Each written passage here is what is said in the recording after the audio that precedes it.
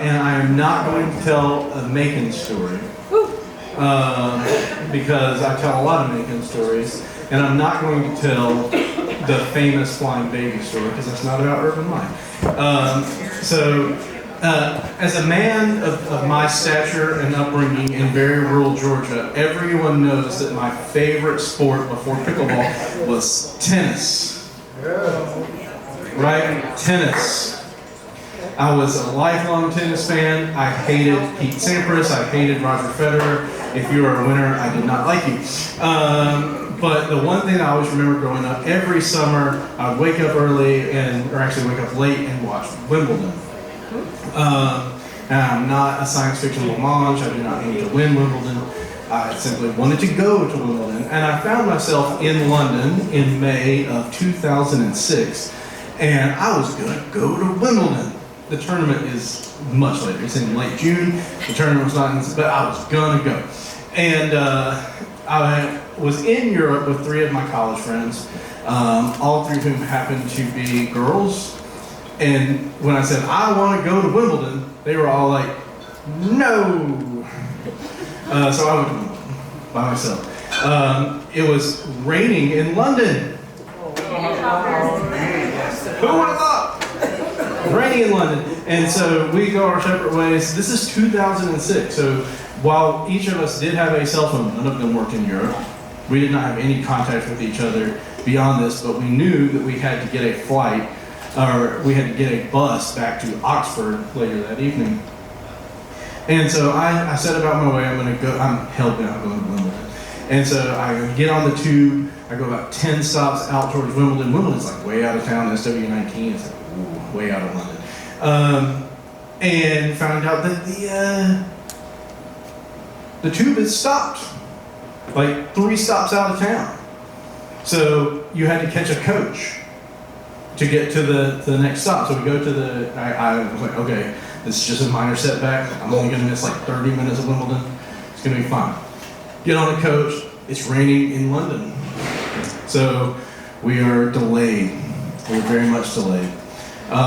Finally arrive at the station and they say, okay, we can't get you any closer because we diverted the coach that takes you actually all the way down to SW19 from the station to do this route. So you have to walk. It's 2.5 kilometers.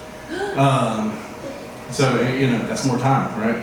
So, and I'm looking at my watch, I'm like, I'm supposed to meet them to get the coach back in like an hour and a half. I am not going to Wimbledon. It was very sad.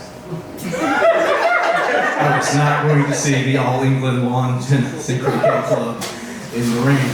And so I decided to reverse my journey on the broken tube, on the coach, and get back to the place that we were supposed to meet.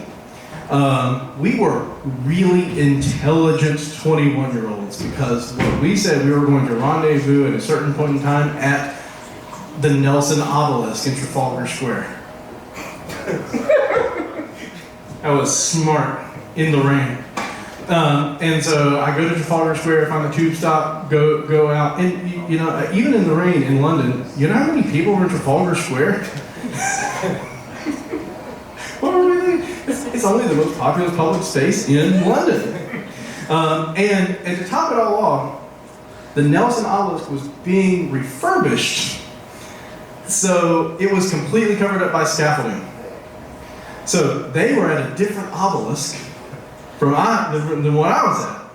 And we couldn't find each other, we couldn't call each other, we couldn't even send a simple text, so panic ensues. And so I go back to the one place that was an absolute fail-safe because we had stayed at a hostel, and we knew we had to get our bags before we got on the motor coach. I go back there.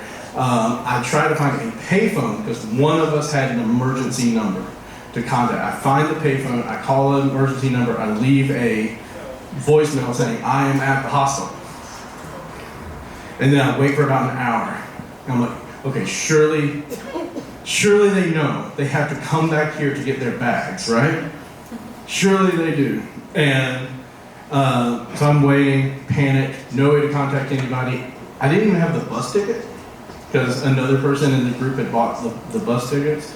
And then finally, with about 15 minutes to spare for us to walk to get the coach back to Oxford, they all show up and they're like, "We didn't know where you were." It's like, of course you didn't know where we were because we chose to meet at the worst possible meeting spot in all of London. It was like, the only thing that would have been worse, we were just meet in Piccadilly Circus. But anyway, it's just a tremendous story about life in public spaces that it always meant a lot to me that we always knew that, you know, we had that fail-safe, but also how foolishly naive we were that we could just command a new city on our own. So thank you for listening to that wonderful story about urban life.